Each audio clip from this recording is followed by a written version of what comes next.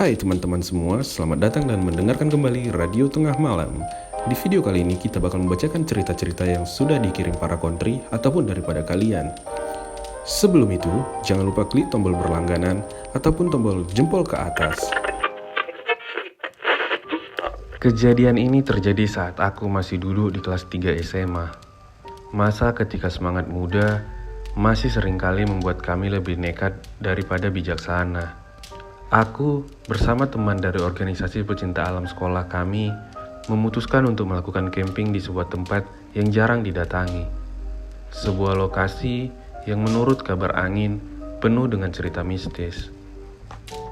Sebelum berangkat, seorang mantan kakak senior dari organisasi kami sudah memperingatkan kami agar tidak memilih lokasi itu. Dia mengatakan bahwa sering terjadi hal-hal mistis di sana. Bahkan beberapa kali terjadi kesurupan massal saat orang-orang camping di situ. Katanya, kalau kami nekat, siap-siap saja berhadapan dengan yang tidak kasat mata. Peringatan itu bukannya membuat kami gentar, sebaliknya, rasa penasaran malah semakin menggelora. Apa benar tempat itu seseram yang diceritakan? Apakah kami akan benar-benar mengalami kejadian mistis? Akhirnya, dengan semangat anak muda yang masih menantang bahaya, kami sepakat untuk berangkat. Hari yang dinanti pun tiba. Dengan penuh semangat, kami membawa perlengkapan camping dan mulai perjalanan menuju lokasi yang tidak jauh dari pinggiran kota. Di tengah perjalanan, kami mendengar cerita lain yang menambah rasa penasaran. Ternyata, tempat yang akan kami tuju dulunya merupakan kuburan dari korban pembantaian massal pada zaman penjajahan. Cerita itu bukannya membuat kami gentar, justru semakin menambah adrenalin. Apalagi di antara kami semua memang lebih suka berpikiran logis dan masih skeptis terhadap hal-hal yang berbau mistis. Setelah menempuh perjalanan yang cukup panjang, kami sampai di tempat yang dituju. Pohon-pohon besar menjulang tinggi dan hutan yang terasa sunyi. Seolah-olah tidak ada kehidupan lain selain kami. Langit pun mulai berwarna jingga ketika kami mulai mendirikan tenda, dan udara di sekitar terasa semakin dingin. Namun, dengan canda tawa, kami berhasil mendirikan perkemahan tanpa memikirkan jauh tentang cerita-cerita seram yang tadi dibicarakan. Malam pun tiba. Api unggun dinyalakan dan kami duduk melingkar sambil mengobrol dan bercerita. Suasana sejenak terasa hangat dan menyenangkan. Tetapi tak lama kemudian, satu persatu keanehan mulai terjadi. Awalnya hanya suara-suara aneh, seperti ranting patah atau desiran angin yang terdengar sedikit terlalu keras. Namun, kami mencoba mengabaikannya, menganggap itu hanya bagian dari suasana malam di hutan. Namun, seiring berjalannya waktu, suasana semakin mencekam. Salah satu teman kami yang bernama Rani mulai merasakan hal aneh. Dia sering merasa ada yang mengawasinya dari balik pepohonan. Kami pun mencoba menenangkannya, mengatakan bahwa itu hanya imajinasi, efek dari rasa takut yang sudah tertanam sejak mendengar cerita seram dari mantan kakak senior kami. Udahlah Ran, nggak usah terlalu parno gitu. Kita nikmati aja camping kita di sini. Lagian, kita di sini bareng-bareng, nggak bakal terjadi apa-apa, kata Rudi temanku. Malam semakin dingin, dan kami semua memutuskan masuk ke dalam tenda masing-masing. Aku dan 4 teman lain duduk melingkar di dalam tenda kecil yang kami bagi untuk beristirahat. Kami terbagi menjadi beberapa kelompok, dengan setiap tenda diisi 5 orang. Setelah seharian mendirikan perkemahan dan menikmati suasana alam, kami merasa sedikit lelah, namun juga merasa puas. Malam yang dingin mulai merayap, dan kami berbicara santai sambil sesekali tertawa menanggapi candaan. Tetapi ketenangan itu tidak bertahan lama. Tiba-tiba angin pun berhembus kencang. Tenda kami terasa bergoyang. Awalnya, kami menganggap ini hanya hembusan angin biasa, mengingat kami berada di alam terbuka. Di tengah hutan yang sunyi, di dalam hati, aku mulai merasa tidak nyaman. Tapi, aku tidak ingin memperlihatkannya pada yang lain. Saat kami berusaha kembali tenang, sesuatu yang lain mulai terjadi. Bau aneh tiba-tiba tercium di dalam tenda. Awalnya terasa samar, tapi semakin lama semakin jelas. Bau anyir yang menyengat bercampur dengan bau gosong. Teman-temanku mulai menutup hidungnya, mengernyit karena bau itu mulai menyebar di dalam tenda. Kami mengira salah satu kami ada yang sedang memasak hingga gosong. Dan juga mungkin salah satu dari kami ada yang sedang tidak sadar sedang mengalami datang bulan. Tapi anehnya, di antara kami semua, tidak ada yang sedang datang bulan. Aku langsung teringat sesuatu. Kata sepupuku, dulu jika kita mencium bau anyir dan gosong secara bersamaan, itu adalah tanda keberadaan makhluk halus, khususnya pocong. Pikiran itu tiba-tiba memenuhi kepalaku, membuat bulu kudukku meremang. Jantungku berdetak lebih cepat. Aku berusaha menenangkan diri dan mencoba membuang jauh pikiran buruk itu. Berusaha untuk tetap rasional. Aku melirik teman-temanku yang masih mencoba menebak asal bau tersebut. Mereka tampak bingung, tapi belum ada yang mencurigai apa yang sedang kupikirkan. Aku tidak ingin menakut-nakuti mereka dengan mengatakan apa yang ada di kepalaku. Takut, suasana jadi semakin mencekam. Namun, bau itu semakin kuat. Rasanya seolah-olah sesuatu sedang mengintai kami di luar tenda, mengelilingi kami dari dalam kegelapan.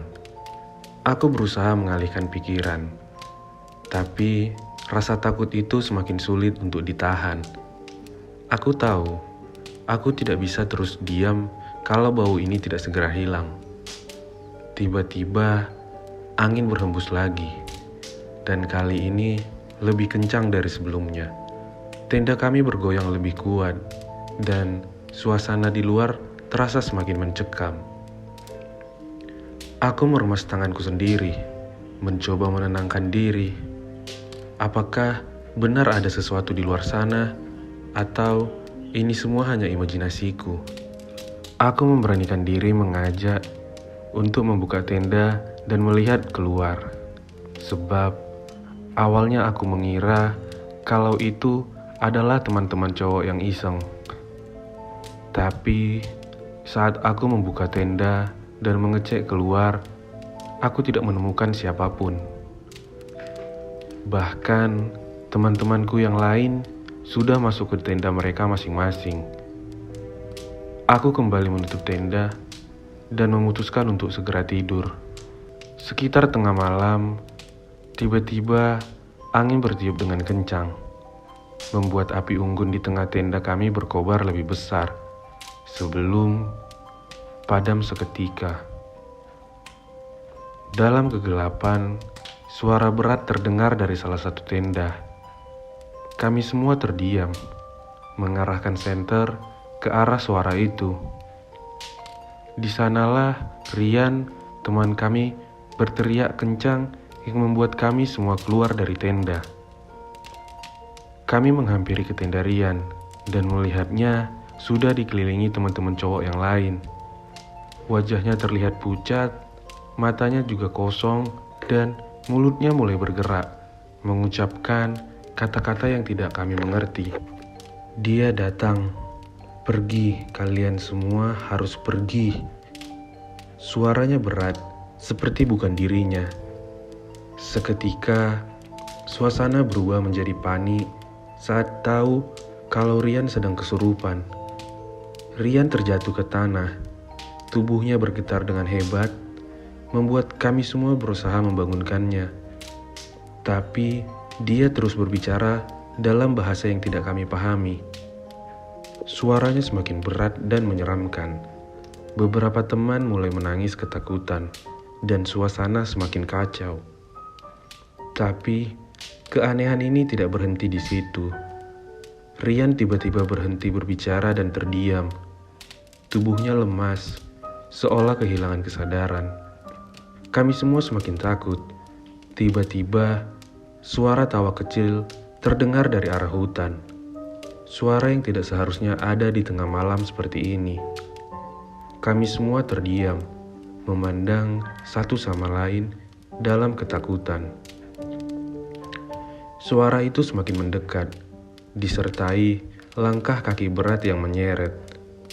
Seolah ada sesuatu yang bergerak di sekitar kami. Saat itulah kami melihatnya. Sosok putih pucat di antara pepohonan dengan tubuhnya yang terbungkus kain kafan yang kotor. Pocong. Beberapa dari kami menjerit ketakutan. Sementara yang lain langsung memejamkan mata, berharap ini semua hanya mimpi buruk. Kami semua pun berteriak, "Sudah cukup, kita nggak bisa lebih lama lagi di sini." Tapi saat itu juga, tubuh Rian mulai bergetar lagi. Kali ini lebih hebat dari sebelumnya. Dia mengeluarkan suara mengerang. Matanya melotot seperti orang kesakitan. Kami semua berusaha menenangkan Rian, teman kami yang kesurupan. Suaranya berubah serak, matanya kosong dan tubuhnya menggigil hebat. Kami semua membangunkannya, berharap ini hanya serangan panik akibat lelah. Namun, di tengah kepanikan itu, entah kenapa, mataku tertarik untuk melihat ke arah hutan. Sesuatu di sana membuat dadaku terasa sesak dan jantungku berdegup kencang. Di tengah kegelapan hutan, aku melihat sosok yang membuat darahku berdesir. Pocong. Bukan hanya satu, tapi banyak. Mereka berdiri tak bergerak di antara pepohonan. Kain kafan mereka lusuh, wajahnya gosong, dan sosok mereka terlihat lebih menyeramkan daripada yang pernah kudengar dalam cerita-cerita mistis. Seketika, aroma anyir yang sempat hilang kembali memenuhi area camping kami, menyengat dan membuat kami mual. Aku berusaha meyakinkan diriku bahwa ini hanya halusinasi. Tapi, sosok-sosok itu semakin jelas. Mereka mengelilingi area camping kami, perlahan mendekat. Suasana semakin mencekam, dan udara malam yang tadinya dingin terasa menusuk hingga ke tulang. Ternyata, bukan hanya aku yang melihat mereka. Teman-temanku yang lain mulai menunjukkan wajah panik. Dita yang biasanya tenang menutupi mulutnya. Sementara Siska mulai menangis pelan. Matanya terpaku pada sosok-sosok menyeramkan itu. Tidak ada yang berbicara. Namun, kami semua tahu kami sedang dikelilingi oleh makhluk-makhluk tak kasat mata. Rasa takut menjalari kami semua. Dalam keheningan yang mencekam, satu hal menjadi jelas, kami tidak aman berada di sini. Kami semua tahu kami tidak bisa menunggu lebih lama lagi. Ini sudah di luar kendali kami. Akhirnya, dengan setengah menyeret tubuh Rian yang lemas, kami semua sepakat untuk meninggalkan area camping dan keluar menuju pos jaga di luar hutan. Perjalanan keluar hutan terasa seperti mimpi buruk yang tidak berujung. Di sepanjang jalan, kami masih merasakan kehadiran sosok-sosok tak kasat mata yang mengawasi. Langkah kami tergesa-gesa. Rasa takut menguasai setiap diri kami. Saat tiba di pos jaga, di gerbang masuk hutan, kami bertemu dengan Pak Gandhi yang merupakan penjaga di area camping ini. Seolah bisa menerka apa yang terjadi, Pak Gandhi lalu mengobati Rian yang tadi kesurupan. "Kalian habis berbuat apa di sana?" Sampai membuat penunggu di area camping ini marah. "Kami nggak ngapa-ngapain kok, Pak. Cuma camping biasa," kataku. Ternyata setelah diselidiki, penyebab kami diteror sampai Rian kesurupan karena tadi Rian dan beberapa teman cowok lain nekat berbuat sembrono dengan mengencingi sebuah pohon yang dikeramatkan di area camping. Malam itu terasa begitu panjang. Kami akhirnya duduk di pos jaga bersama Pak Gandhi dan menunggu sampai pagi tiba untuk kembali ke area camping untuk mengemasi barang-barang kami. Angin malam terasa semakin dingin, namun kami tetap waspada. Tidak ada yang berani memejamkan mata. Rasa takut mengalahkan rasa lelah kami. Ketika akhirnya langit mulai beranjak terang, kami semua menarik napas lega. Segera setelah matahari terbit, kami memberesi semua perlengkapan camping dan bersiap meninggalkan tempat ini untuk selamanya. Kami tak akan pernah kembali. Saat akhirnya kami sampai di luar hutan, keadaan teman kami Rian sudah mulai membaik. Meski dia tampak lemah dan kebingungan, kami hanya tahu satu hal, kami tidak akan pernah kembali ke tempat itu lagi. Tepat seperti kata kakak-kakak senior kami dulu, beberapa tempat memang sebaiknya dibiarkan tetap misterius, tanpa dicampuri oleh kehadiran manusia. Terima kasih buat kalian yang masih mendengarkan Siniar Seram di Radio Tengah Malam. Bagaimana cerita yang barusan? Apakah kalian pernah mengalami pengalaman seperti cerita tadi? Atau punya pengalaman lain yang ingin diceritakan? Kalian bisa mengirim email ke email yang telah tertera di layar, agar bisa berbagi kepada teman-teman lainnya. Akhir kata, kita ucapkan terima kasih telah mengirimkan pengalaman kalian. Dan jangan lupa klik tombol berlangganan atau share ke teman kalian. Terima kasih, sampai bertemu di siniar berikutnya.